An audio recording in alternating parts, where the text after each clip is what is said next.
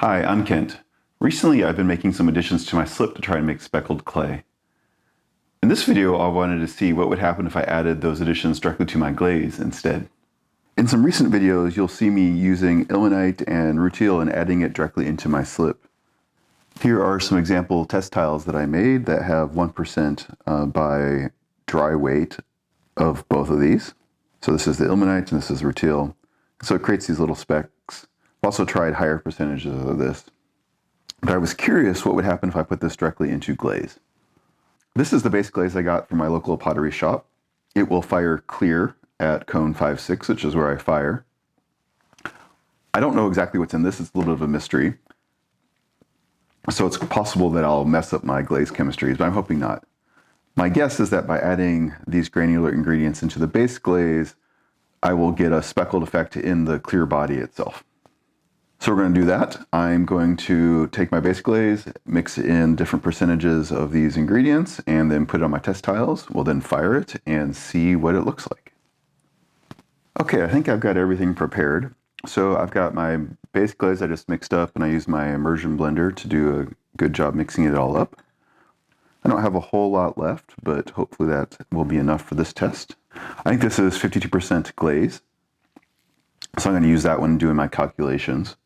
That may be off by a little bit. I think that's okay. I'm just looking for like a rough kind of order of magnitude effect with my different ingredients. And then I have some Bisque fire test tiles. I went ahead and used my underglaze pencil and marked these. So I have an I for ilmenite, 2%, 4%. I went and did that for all of these. And then I have a small glass cup here, a little taster cup I'm going to use to put all of the glaze into and dip my tiles. So with that,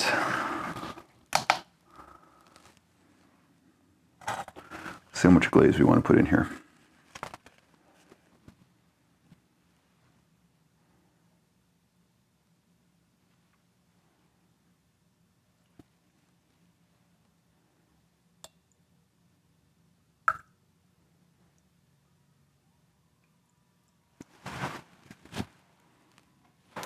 See if I dip down enough.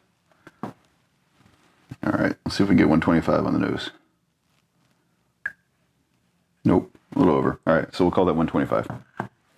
That means there are 65 grams of dry glaze in this container right now, and 2% of that is 1.3 grams. So I'm going to do 2%, 4%, and 6%, so each time I need to add 1.3 grams. To get to 2% ilmenite by dry weight, I need to add 1.3 grams. So I pulled up my high precision scale to measure that. I'm going to put on my mask and then measure out 1.3 grams. All right, 1.31, I'm going to call that close enough.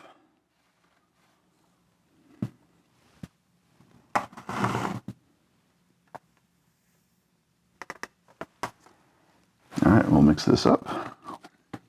So I think the trick is going to be to keep all these granules in suspension. I need to find the right test tile. So this is the ilmenite with 2%. All right, I'll go for a quick swim.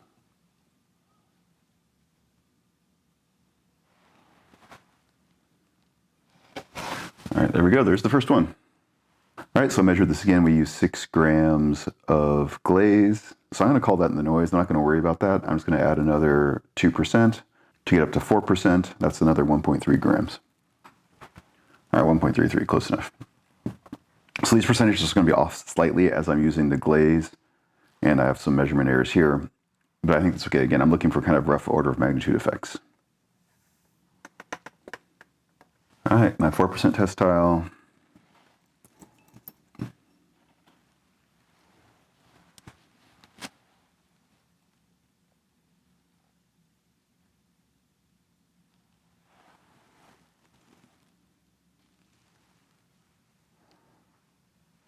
All right, there's that one. And another 1.3 grams.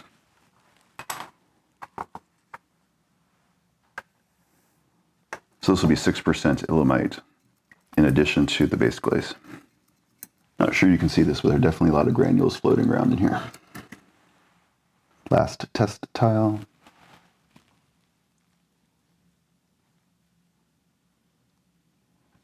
Trying to dip these for all about the same amount of time.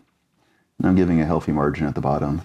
This glaze usually doesn't drip unless it's really thick, so I think I'll be okay, but just in case. All right, there's the last one.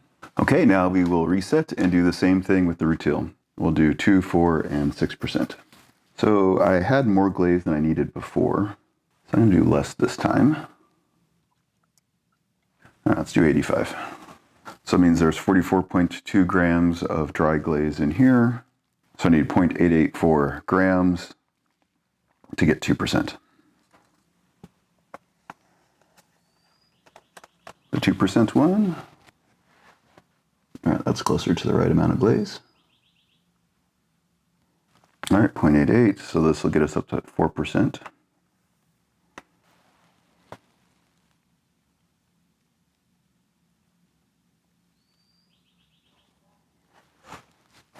All right, and the last 0.88, that'll get us up to 6%.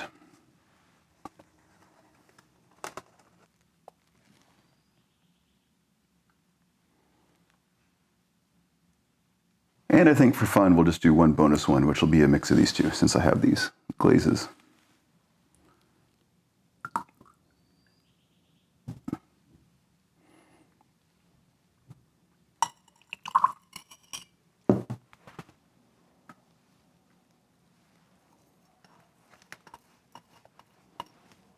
It's definitely settling out of the bottom. All right, and our bonus glaze. All right, so here are all the test tiles all glazed from 2 to 6%, plus our bonus one, and the residual from when I mix the two. This stuff definitely sells out really quick.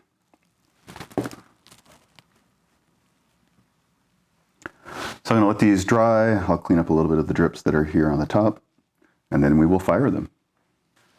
So will I get speckles in my glaze? It looks like the answer is no. Here are the results of the test firing. This is the rutile and this is the ilmenite going from 2, 4, 6%. And this tile here hanging at the end is the 2 6% all mixed together. So it looks like my house glaze ate the rutile and the ilmenite. I don't know if this fired clear or if it fired white. I'm guessing it fired clear. It's possible the two additives melted it and changed the opacity of the glaze. I'm guessing what happened is that there are fluxes inside of the glaze, and that actually caused my ingredients to melt when they were suspended in the glaze, which is interesting. I think that will likely mean there's some interactions on top of the speckled clay itself. Here at the 6%, there's a few faint little specks here. You can probably barely make them out on camera. Maybe there's a few here as well. If you weren't looking for them, you probably didn't know they were there. In contrast, here are the test tiles where I've added the ilmenite and the rutile directly into the clay body. So these are from a previous video. These two are 4%, this one's 8%. I added 6% into my glaze, so I don't have an exact comparison, but clearly this is way less than either of these two, and these two are the same. So you can see how much the glaze actually interacted with the ilmenite and the rutile. So I think that's very interesting. Interesting in the not in way I intended, but interesting nonetheless.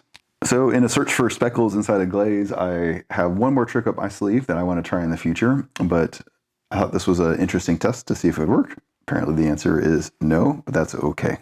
I am liking my test tiles as well. These are really easy to make, apply the glaze to, and I can do a quick firing in my small little kiln as opposed to firing at my big one. And it's nice to be using my old kiln as well. It has been out of service since I rebuilt my big kiln. So how do you add speckles to your glaze? Let me know down below. I'd be curious to see if what you're thinking is similar to my thoughts. I'm also interested in new ideas as well.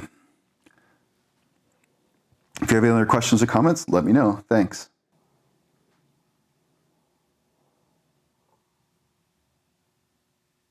Oh, and I have a bonus for you guys as well. So I wanted to see if I could get the speckles into regular glaze. And I didn't want to add the additives into my glaze, so I decided to layer it. So I did a couple of different tests.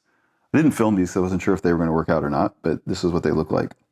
So this one I dipped in the 6% all the way down to here, and then about a third of the way down, I dipped my regular glaze on top.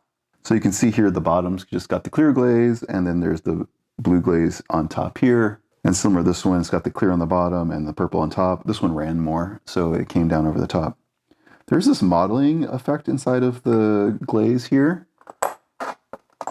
And this one, it shows up a little bit more, I don't know, gray almost. I'm not too sure if that's the additive or just it interacting with the clear glaze. I didn't fire these with just regular clear glaze, so I'm not sure exactly what's going on. So in addition to these two, I did the opposite as well. So for these two test tiles, I dipped it down 2/3 of the way into my regular glaze, and then 1/3 of the way down on top of that with the speckled glaze. It looks like the clear glaze ran down all the way over the colored glaze for both of these. It's a little hard to tell, but I'm not getting quite the same variation. So there's a difference between the application order there. And then side by side, you can see the difference between the order. So again, this one has the clear on the bottom, this one has the blue on the bottom, and then the same for the purples. The clear on the bottom, purple on the bottom, purple on top, clear on top. So I think that's an interesting effect. I should test these with just my regular clear glaze and see if it winds up being the same or if the additives I put in actually did something in this effect or not.